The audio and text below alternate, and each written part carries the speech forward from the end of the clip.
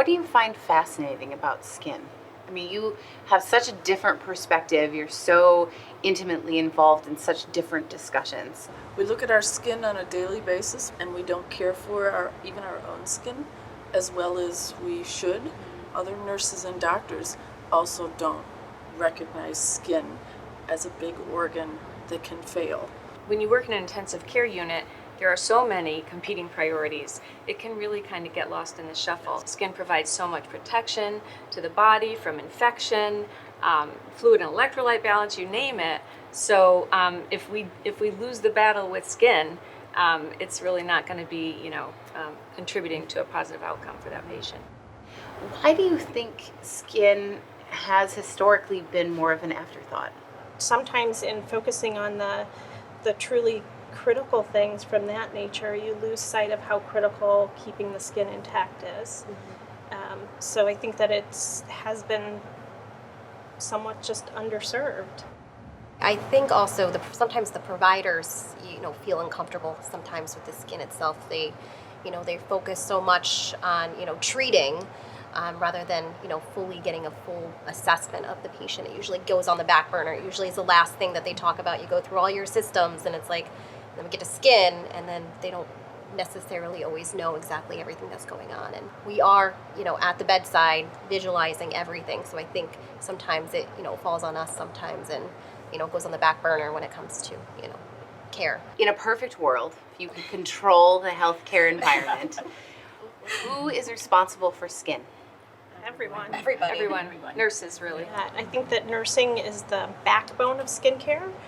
I would like to see skin become much more multidisciplinary and much less focused on if there's a failure, it's a failure because of nursing, because I just don't think that's true. I think that often it's just something intrinsic with the patient that has made them develop a skin injury despite all the best efforts of nursing. There's a lot of conversation and focus around infant skin, neonatal skin, and geriatric skin. But what about that healthy patient that is just in for routine checkups? That person who has healthy skin. I mean, what's your perspective on just skin in just the terms of healthcare, whether you're super sick or you're not? You have, healthy skin to begin with. We're like, oh, awesome. That's our favorite patients. We're super, exactly. We are all about prevention, but we don't necessarily think about that at home. And our doctors, when you go to your general practitioner, doesn't say, boy, so what are you doing to support your skin? What products are you using? What do you wish your colleagues understood about skin? Not the ones who get it and are focused on it, but those colleagues that skin somebody else's job, skin someone else's responsibility. I think understanding that what we do takes a lot of expertise, that there's a lot of complexity in the skilled assessments that we do for patients in differentiating different types of skin injuries, in staging pressure injuries. It's not easy, and that's why there is a body of nursing that's really focused and has that expertise. I want to shift gears a little bit to your programs. And when did you see the need that change had to occur? I think we realized there were multiple needs all at once when we really started to become a team, a program. We needed more structure, more of a ladder of authority, I guess, if you will. We needed the go-to person and then the team around that person, because once you get out into the units and you start performing these processes, how are we going to do the documentation of this, and what are the barriers to good documentation? So we did have to do a lot of work on that. Where did you start?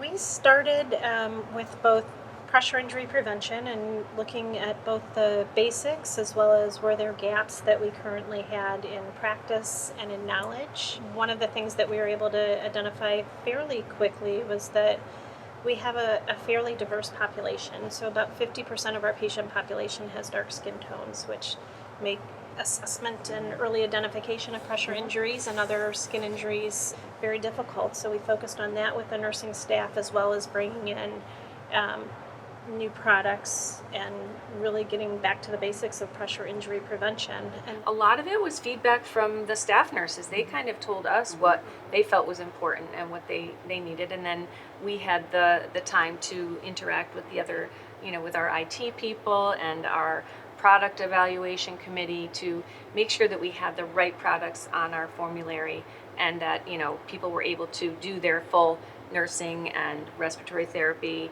and, every other discipline, that they could all contribute to it and make sure that it was all documented well in the chart. So those are just a few of the things that we saw a need for. I'm curious, if somebody wants to start a program, what advice do you have for them to begin? Like, where should they start? How do they start figuring out how to organize their thinking even to start building a program? you need to start with a foundation. So lay the groundwork first. Do your homework. Read. There's a lot of literature on quality improvement programs, evidence-based practice. There's guidelines, and then you start taking it in little pieces. It's just like building a house. It just doesn't suddenly spring up overnight, right? And I think building a quality improvement program takes the same amount of dedication. And the same maintenance that a house takes too. It's not like you roll it out and you start getting good outcomes and then you just forget about it, because the walls aren't going to stay standing if you do that. Susan, I loved your analogy of the house. I think that's so spot on, right? You need that foundation, you need those walls, but once the house is built, you can't neglect the house. You have to continue to maintain and take care of it. I want to go to the foundation. I know there's lots of things in order to make these programs successful. But in your opinion, what is the one critical success factor that you've got to have when you start? Engagement. Engagement from the highest level of leadership down to the bedside nurses, certainly the skincare champions, the nursing support assistants who provide a lot of the care as well. And I think part of what you can do to get people engaged and excited is there has to be something, even if you need to improve, that you're doing well. And really just keep people excited about the momentum and the movement that we have going. And I think for us, I think the foundation was already there in the fact that our hospital's culture is so deeply rooted in patient safety and quality. So if you can present your plans to leadership and the executive management team in terms that demonstrate that it's going to benefit our whole mission of our hospital and that it's going to make our patients safer and they're going to receive better quality care, they can't really say no. Mm-hmm. Jen and Eileen, you both shared some stories about team members from other functions that had started bringing you in on conversations and starting to have more awareness. What has it meant to you to see that sort of mindset shift and that discussion, that skin first discussion starting to happen? It's the passion that both Claire and Jennifer have for skin, because I think it's infectious. Like, I see a lot of the other staff members buying into these things because they're so passionate about it. The fact that we've made really positive changes, that we brought in products that have helped so many patients, when they look at Claire and Jennifer and myself, and when we round or when we talk to them, I think they're getting the education that they want, they need, and I think that makes it so important as well. I think that's where we get the buy-in from the staff, and when staff is more engaged, then I think leadership is going to continue to support a team where you have an engaged staff.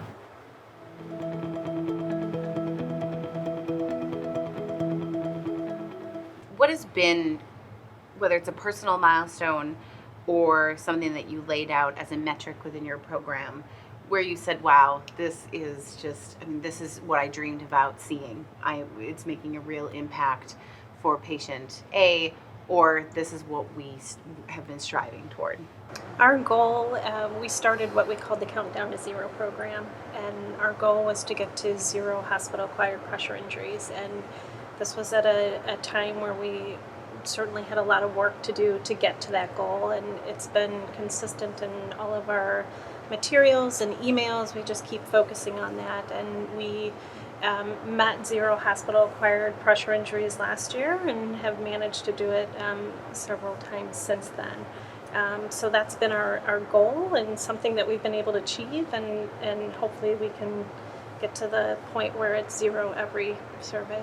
Mm-hmm. How about for Connecticut? I think recently it's been our most critical patients who have been unable to be turned that have had no injury at all, even though they are so critical, and really we haven't been able to move them. There's been a limited amount of things that we could do to protect their skin, but still the last couple had no pressure injuries at all. So I think that's a big milestone for us. So what's next for your programs? Making sure that we are, from a personal goal of mine, that we're sharing the information with other organizations that are struggling to figure out how to get started or how to tackle some of these issues. We've all talked about relying on the evidence, and I think that as nurses, we also need to step forward and help create some of that evidence as well and share some of the work that we're doing. What happens in the healthcare system if everyone brings a skin first approach to their care, to their thinking, to the patient experience? What does healthcare look like? I think that we're then in a state where we can truly understand the avoidable pressure injuries versus the unavoidable pressure injuries. So if everybody is focusing on skin first, if everybody is doing everything possible to prevent, yet there's still a small subgroup that develops pressure injuries, why did they develop? And it would be a much deeper and much richer discussion about unavoidable pressure injuries than where we're at today. Even for nurses who may not have skin as a focus or a strong interest, I think just with all education, as I'm sure we all would agree, you just have to present the information to nurses. We have an amazing team of nurses at the hospital in every area. They're bright, they're motivated, they're caring, and they want to do the right things. But what they ask of us is, tell me why we're doing it this way.